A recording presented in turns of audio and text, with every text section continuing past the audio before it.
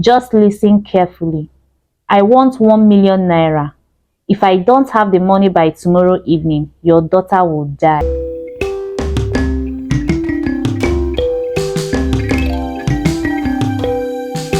Chinaza woke up with a start. Her heart was pounding like a drum. She looked at the clock on the bedside table. It was 5:30 a.m. She had to prepare breakfast for her husband, Arinze, and their two children, Mesoma, who was 7, and little Chioma, just 5.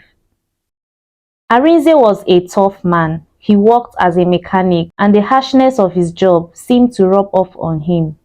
He was always shouting, always finding faults. Chinaza lived in constant fear of his anger. She tiptoed to the kitchen, careful not to wake anyone. The house was small, a two-bedroom apartment in a noisy Lagos suburb. Every sound echoed. She boiled water for tea, fried bread, and scrambled eggs. By the time she was done, it was 6:30 a.m. She called the children. Mesoma, a bright girl, quickly got ready. But Chioma, a bundle of energy, was still in her pajamas. Chinaza scolded her gently, promising to buy her candy after church. They got ready to leave. Arinze was already waiting, a frown on his face. He didn't like being kept waiting. They hurried out, locking the door behind them. As they walked to church, Chinaza's mind raced. She was worried about Chioma. The little girl was easily distracted. She had to keep a close eye on her. They arrived at church, a large, bustling building. People were already filling in. Chinaza found a seat near the front. She sat Mesoma beside her and held Chioma's hand tightly. The service started, hymns were sung, prayers were said. Chinaza tried to focus, but her mind kept wandering to Chioma. She glanced at her every few minutes. The little girl seemed to be enjoying herself, singing along to the hymns and clapping her hands. The sermon started. The pastor was talking about faith and forgiveness. Chinaza listened, but her heart wasn't in it. She was still worried about Chioma. After the sermon, there was a time of giving. People were coming forward to drop money in the offering basket. Chinaza took out her envelope and prepared to give. As she stood up, she looked around for Chioma. Her heart skipped a beat. The little girl was nowhere to be seen. Panic surged through her. She scanned the church, her eyes darting from one person to the next. Mesoma was crying. "Mommy, where is Chioma?" Chinaza's knees felt weak. She couldn't think straight. She had forgotten her child. The church was in chaos. People were rushing around looking for Chioma. Chinaza felt like she was going to faint. She prayed silently, begging God to bring her child back. Arinze, his face a mark of anger, was demanding to know what had happened. Chinaza couldn't answer. Her mind was blank. The pastor, a kind old man, tried to calm everyone down. He asked people to pray. The entire congregation joined in, their voices rising in a plea for Chioma's safe return. After what felt like hours, the police arrived. They started questioning people, asking for descriptions of Chioma. Chinaza gave them a detailed account of her daughter's appearance. The police suggested they check the church premises again. A group of volunteers, including some church members, started searching the building. Chinaza waited, her heart heavy. She couldn't imagine life without Chioma. Mesoma was crying inconsolably. Arinze was pacing back and forth, his face a thunder cloud. Hours passed. There was still no sign of Chioma. The hope that had initially filled the church was slowly fading. People were starting to lose hope. Chinaza clung to her faith. She knew that God was in control. She kept praying, asking for a miracle. Night had fallen. The church was dark and airy. The search had been called off. The police had left, promising to continue their investigation the next day. Chinaza was sitting in a corner, her head in her hands. She was exhausted, physically and emotionally. Mesoma was asleep in her arms. Arinze was nowhere to be seen. A group of women, members of the church, gathered around Chinaza. They offered words of comfort and support. They told her stories of lost children who had been found miraculously. Chinaza listened, but she couldn't shake the feeling of despair. She had failed as a mother. She would never forgive herself. One of the women, a woman named Nina, suggested that they organize a prayer vigil. The idea met with approval. People started gathering, their voices raised in prayer. Chinaza joined them, her voice weak but determined. She prayed for the safe return of her child. She prayed for forgiveness for her negligence. As the night wore on, the number of people attending the vigil grew. People from the neighborhood had joined in, drawn by the news of the missing child. Hope was flickering again. People were determined to find Chioma. The next morning, as the sun was rising, Chinaza's phone rang. Her heart pounded as she answered. It was an unknown number. A man's voice, deep and rough, spoke. "I have your daughter," he said. Chinaza's blood ran cold. She could barely speak. "Who are you?" she managed to whisper. "Don't worry about who I am," the man said. "Just listen carefully. I want 1 million naira.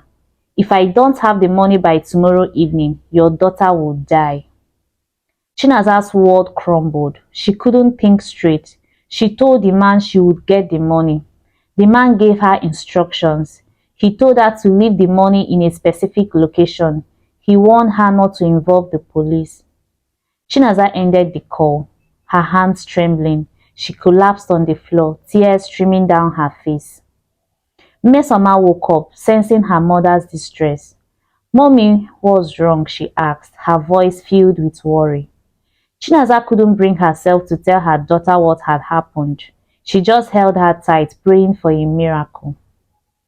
Chinaza and Arinze were in a panic. They had to find 1 million naira by the next evening. It was an impossible task. They borrowed money from friends and family, but it was nowhere near enough.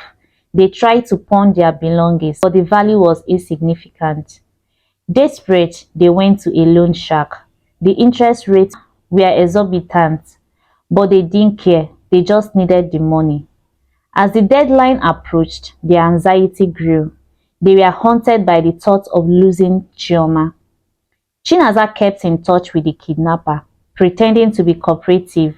She hoped to gain time to find a way out of this nightmare. Meanwhile, the police were working tirelessly. They were following every lead, hoping to find Chioma and catch the kidnapper. The city was gripped by the story of the missing child. People were praying for Chioma's safe return. The appointed time arrived. Chinaza and Arinze had managed to raise most of the money. They had hidden the rest in their apartment, hoping to negotiate with the kidnapper. With trembling hands, Chinaza placed the money in the designated spot. She stood there, her heart pounding, waiting for the kidnapper's signal. Minutes turned into hours.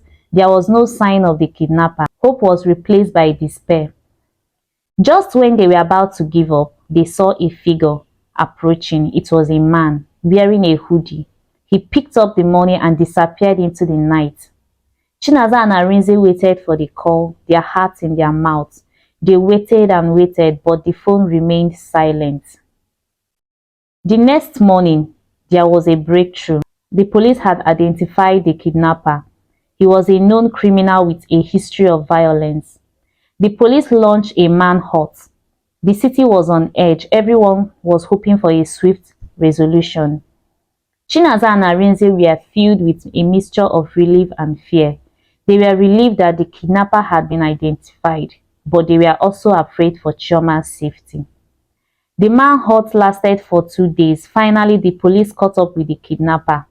There was a shootout and the kidnapper was killed, but there was no sign of Chioma. The police continued their search. They checked abandoned buildings, forests, and even the city dump, but there was still no sign of Chioma. Chinaza and Arinze were devastated. They had lost all hope. Then a shocking discovery was made. The kidnapper had a hideout in a remote part of the city. The police raided the hideout and found a horrifying sight. The hideout was filled with stolen goods, but there was no sign of Chioma. However, they found a diary belonging to the kidnapper. In the diary, the kidnapper wrote about his plans, his fears, and his frustrations. But there was one entry that made the police sit up. He had written about a little girl who had fallen sick and died. The entry was dated a few days after Chioma's disappearance. The police were stunned. They had been looking for a living child, but it seemed they were now looking for a dead one. The news hit Chinaza and Arinze like a ton of bricks. They couldn't believe their daughter was dead. The pain was almost unbearable. The police, determined to find closure for the family, continued their search. They focused on the areas mentioned in the diary. They dug, they searched, they questioned anyone who might have information. Days turned into weeks. The city had moved on, but Chinaza and Arinze were trapped in their grief. Mesoma, though young, was also deeply affected by the loss of her sister. Then, one afternoon, a breakthrough came. A young boy playing in an abandoned lot found something shiny. He picked it up and showed it to his mother. It was a small silver bracelet.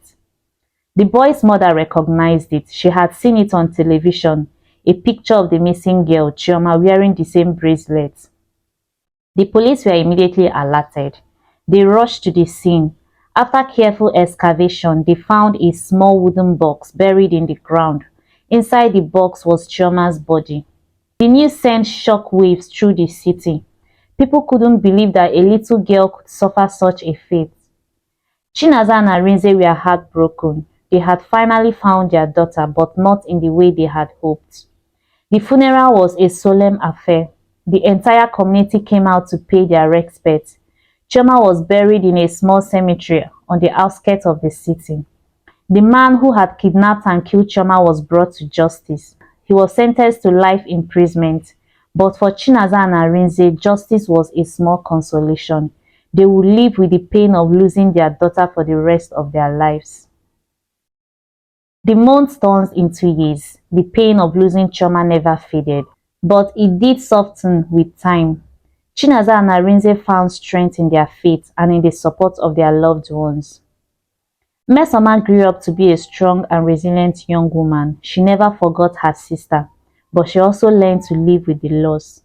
Chinaza and Arinze decided to start a foundation in Chioma's name. The foundation was dedicated to helping children who had been victims of crime. They organized awareness campaigns, provided support to affected families, and lobbied for stricter laws against child abuse and kidnapping. Their work helped them find purpose in their grief. It was a way of honoring Chioma's memory. The community rallied behind them. People donated money, volunteered their time, and spread the word about the foundation. Slowly but surely, healing began. The wounds will never completely heal, but the scars will fade with time. Years later, Chinaza and Arinze were sitting on their porch, watching the sunset. Mesoma was a young woman now, attending university. They talked about Chioma, remembering the good times. They laughed and cried, but there was no bitterness in their hearts. As the sun dipped below the horizon, casting a golden glow over the city, Chinaza looked at her husband and smiled. They had come through a storm and they were still standing. Life had dealt them a cruel blow, but they had found the strength to rebuild their lives. They had found a way to turn their pain into purpose. And as they sat there holding hands, they knew that Chioma in her own way was watching over them, smiling. So guys, this is the end of the story. I would love to hear your thoughts at the comment section. Please like this video, share and subscribe. See you guys in my next story. Bye.